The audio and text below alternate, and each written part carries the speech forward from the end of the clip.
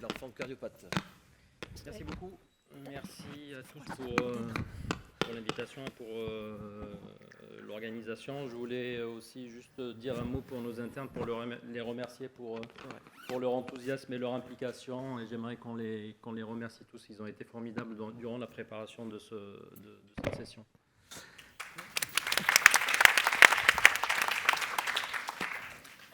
Un peu comme Mathilde parlait des cardiopathies congénitales hors chirurgie cardiaque en 7 minutes. Challenge. Je dirais difficile. plus. C'est mission impossible. Ouais. Moi, j'ai un message, c'est quand vous ne savez pas, vous appelez Nadir. Mais justement, l'idée, c'est bon pour ne pas m'appeler, mais il y a quelques règles un peu, justement, qu'on peut. Parce que, comme il est là, Sébastien, parce qu'il y a mon fils qui lui répond. Et les cardiopathies congénitales, bon, déjà pour commencer, pour rassurer un peu tout le monde, c'est des maladies rares. Hein. C'est 1% de naissance, une cardiopathie pour 100 de naissance. Et c'est une incidence qui est. C'est rare, oui. C'est rare. Et toutes ne sont pas éligibles à une chirurgie. Donc, celles qui sont éligibles à une chirurgie, c'est encore beaucoup moins que ça, et ça fait partie des maladies rares.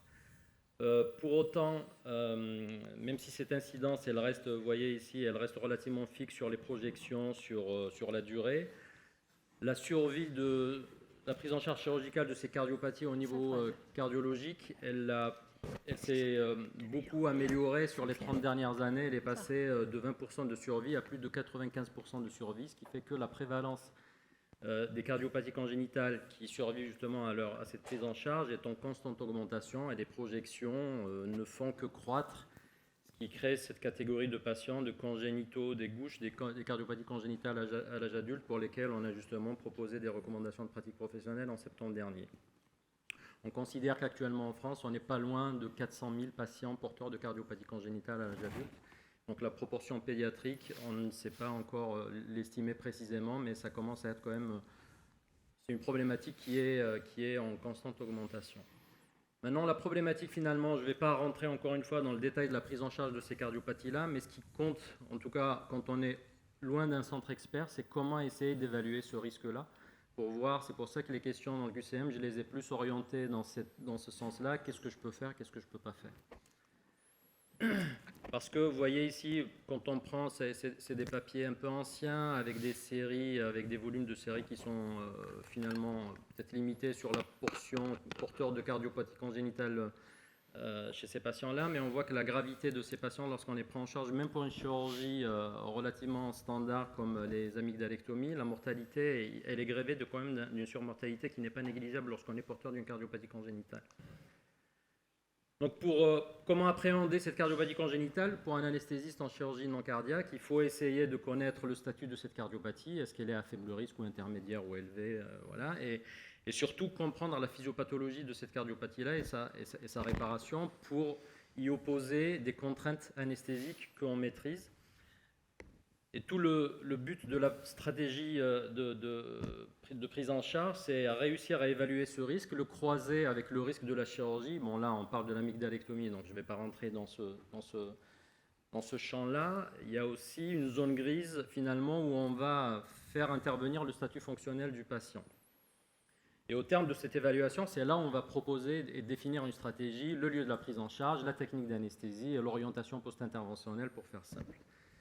Mais pour pouvoir appréhender toutes ces cardiopathies congénitales, ce que je propose, c'est de les regrouper par entité physiopathologique, parce que ça nous parle, et dans chaque entité physiopathologique, finalement, les contraintes anesthésiques vont être finalement communes, et ça permet d'avoir une idée un peu plus globale. Et je les regroupe dans ces entités-là pour essayer d'être un peu didactique dans le propos. Je vais parler des shunts gauche-droit, les shunts droit-gauche, les cardiopathies du cœur droit, les cardiopathies du cœur gauche, le ventricule droit systémique et le ventricule unique. Donc je vais parler de ces entités-là et vous verrez un peu à la fin, on arrive à avoir une idée un peu d'ensemble de ces choses-là. Les shunts gauche-droit, ils sont rapidement symptomatiques. Qui dit shunt gauche-droit, donc il y a une hyperdélie pulmonaire et un bas débit systémique et le bébé a du mal à avoir. Ils sont souvent en insuffisance cardiaque lorsque les shunts sont larges. Et le shunt, il va être plus rapidement symptomatique lorsqu'il est à l'étage artériel, entre les gros vaisseaux, entre l'aorte et le tronc de l'artère pulmonaire. C'est l'exemple du tronc artériel commun ou de la fenêtre aortopulmonaire. Il le sera aussi rapidement symptomatique lorsqu'il est à l'étage ventriculaire, comme les communications interventriculaires ou les canaux atrioventriculaires. Il le sera beaucoup moins lorsque le shunt il est à l'étage atrial, comme les communications interauriculaires.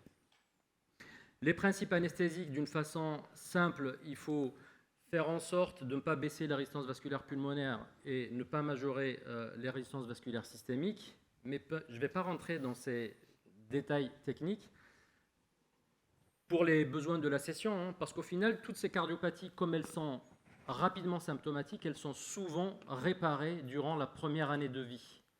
Donc, quand on croise ça avec finalement les recommandations, ça se recoupe très bien. Donc, comment armer un plateau de pédiatrie, on voit bien que ça rentre dans ce cadre-là des moins de 1 an finalement. On est là-dedans, il faut vraiment être armé pour ce type de patient. Mais au-delà, comme ils sont réparés finalement avant 1 an, après 1 an, ils ne posent pas de problème parce qu'ils sont réparés. Le cœur est considéré comme normalisé, pour ne pas dire normal. Et donc, il revient dans une catégorie finalement standard. Donc, le shunt gauche-droit, il est exit pour la problématique de l'amygdalectomie. Comme ils sont réparés durant la première année de vie, parce qu'ils sont rapidement symptomatiques. Les shunts droit-gauche, c'est exactement la même chose, mais vous rajoutez à ça un obstacle sur la voie droite. Une sténose valvulaire pulmonaire ou une sténose à l'échelle au niveau de la valve tricuspide, ce qui fait que les pressions à droite vont devenir supérieures par rapport au côté gauche, et le shunt, il va être droit-gauche. C'est l'exemple de la tétralogie de Fallot, de l'atrésie pulmonaire à septum ouvert ou la maladie d'Epstein. Pareil, les symptômes de ces cardiopathies-là, c'est qu'ils sont en bas débit pulmonaire, donc ils sont hypoxiques, ils sont bleus, ce sont des cardiopathies cyanogènes. On ne les opère pas dans les 2-3 premiers âges de vie, mais rapidement, vers 6 mois, on les répare, ces cardiopathies-là. Donc, de la même façon, les principes anesthésiques, c'est l'inverse au niveau intellectuel que le groupe précédent. On va faire en sorte de baisser la résistance vasculaire pulmonaire et de majorer la résistance vasculaire systémique, si on doit les prendre en charge dans cet état-là. Et puis, comme c'est un shunt droit-gauche, une mention particulière à la purge des lignes de perfusion, parce que la moindre bulle d'air, si elle est importante, elle va shunter en circulation systémique avec des risques de complications neurologiques qui ne sont pas négligeables. Encore une fois, elles sont souvent réparées durant la première année de vie, ce qui fait que vous serez peu amené à les prendre en charge non réparées. Donc ce sont des cardiopathies qui seront réparées. À la subtilité près, quand on les répare, il va y avoir un geste sur la voie droite. Donc il va y avoir une lésion résiduelle inévitable, donc avec un substitut prothétique sur la valve pulmonaire entre autres, mais qui ne devrait pas poser de problème, mais il faut juste l'avoir à l'esprit. Ça fera partie justement des cardiopathies du cœur droit. C'est le groupe suivant. Les cardiopathies du cœur droit, ce sont tétralogie de Fallot, mais qui est opérée, l'atrésie pulmonaire à septum intact ou à septum ouvert qui est opérée, le tronc artériel commun qui est opéré. Le tronc artériel commun, c'est un seul vaisseau qui naît des 2 ventricules avec une CIV. Donc on ferme la CIV en gardant le ventricule gauche sous l'aorte, et la voie droite, on la reconstruit. Donc c'est un cœur entre guillemets normal, sauf qu'il y a toujours un substitut prothétique entre le ventricule droit et l'artère pulmonaire qui peut fuir et qui peut être sténosant. C'est pour ça qu'on les classifie dans cette entité des cardiopathies du cœur droit. Ça, en revanche, ces cardiopathies-là, comme elles auront été réparées durant la première année de vie, on va pouvoir les prendre en charge pour une amygdalectomie à l'âge de 3 ans. Comment les prendre en charge ? La problématique va concerner essentiellement le ventricule droit. Pour ça, dans les cas cliniques, j'avais parlé de tétralogie de Fallot avec une valve pulmonaire modérément fuyante sans gradient.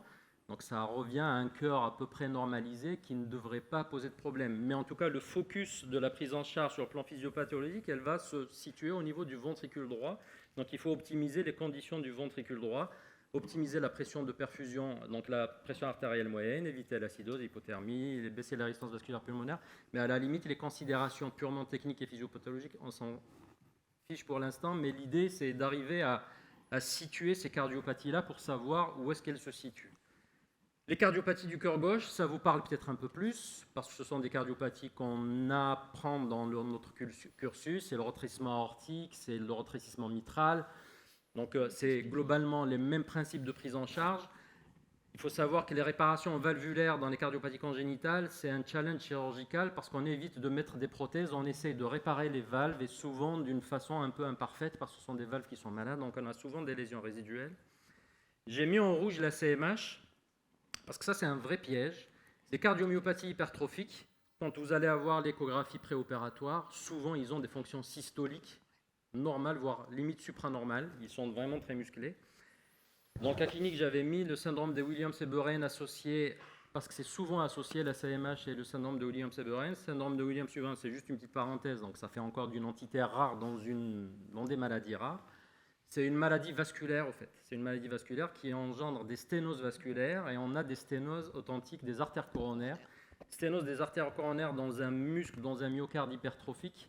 Donc la pression de perfusion, elle est déterminante. La moindre vasoplégie, quand on les induit, quand on les endort, risque d'être fatale. Donc je l'ai mis en rouge pour avoir une idée. Donc les cardiopathies du cœur gauche, je vous passe les détails des principes d'anesthésie, mais c'est une entité qui est plus ou moins connue. Le ventricule droit systémique, c'est quoi? On appelle ça la double discordance.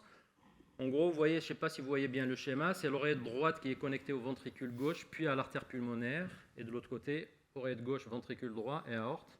Le circuit, en tant que tel, il est normal, c'est-à-dire le retour veineux systémique va vers la circulation pulmonaire, le retour veineux pulmonaire va vers l'aorte.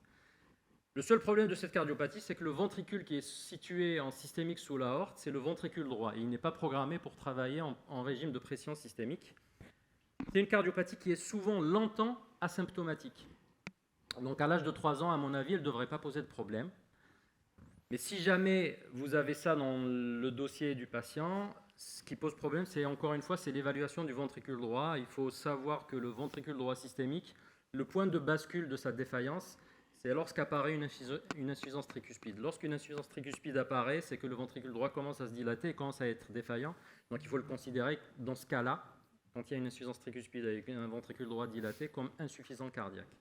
Donc quand on a un ventricule droit systémique, tôt dans la vie, ils ne posent pas de problème, ils sont souvent bien longtemps, ils commencent à poser des problèmes généralement quand ils deviennent adultes. La dernière entité, le ventricule unique. Le ventricule unique, c'est un abus de langage.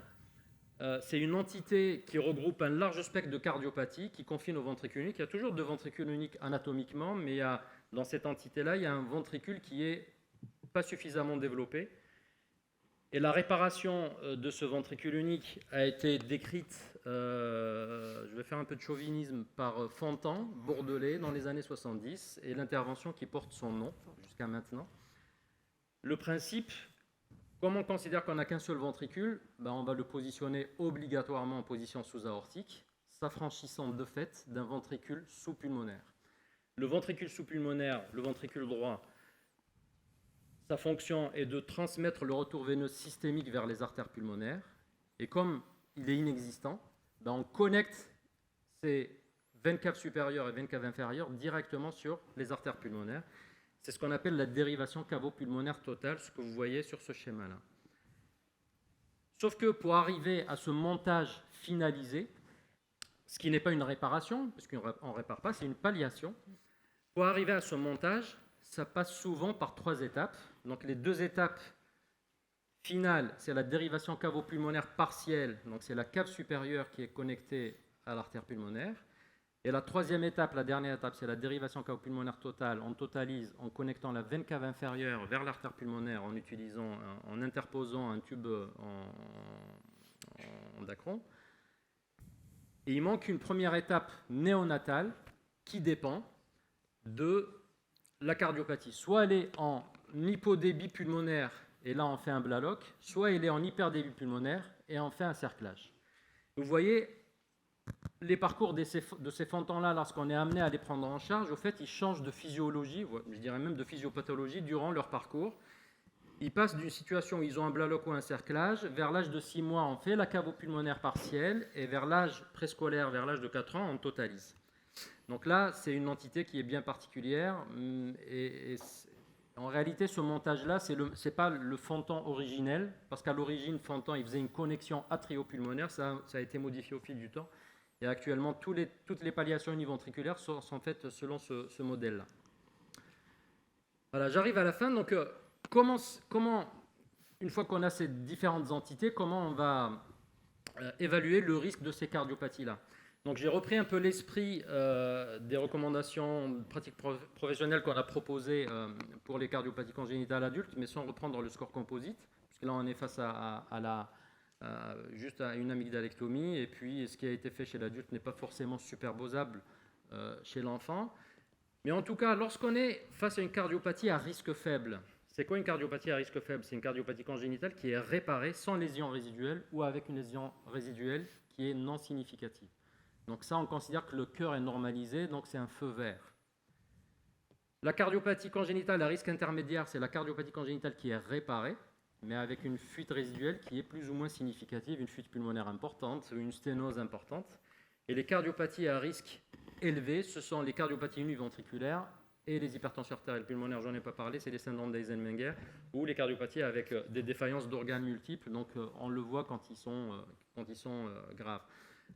Mais à la limite, le but de cette évaluation, pour répondre à Karine qui disait qu'il faut m'appeler tout le temps, je pense qu'il faut appeler quand c'est réellement rouge et qu'il y a beaucoup de situations finalement, Sébastien, tu me corrigeras, on a eu récemment un échange à ce propos, il y a beaucoup de cardiopathies finalement qui peuvent être pris en charge dans les centres d'origine, bien entendu pour une amygdalectomie avec les familles et tout, parce que les centres experts, j'ai pas mis la carte du territoire en France avec les centres experts, il y a 8 centres en France de chirurgie cardiaque congénitale, donc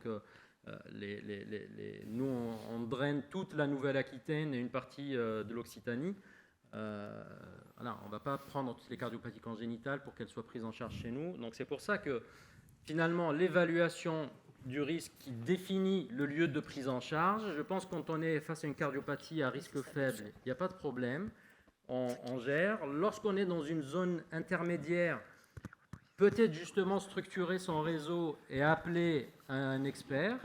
Et quand c'est rouge, là, comme Maxime Lucu, il faut vite botter en touche et envoyer dans un centre expert. Voilà. Je vous remercie.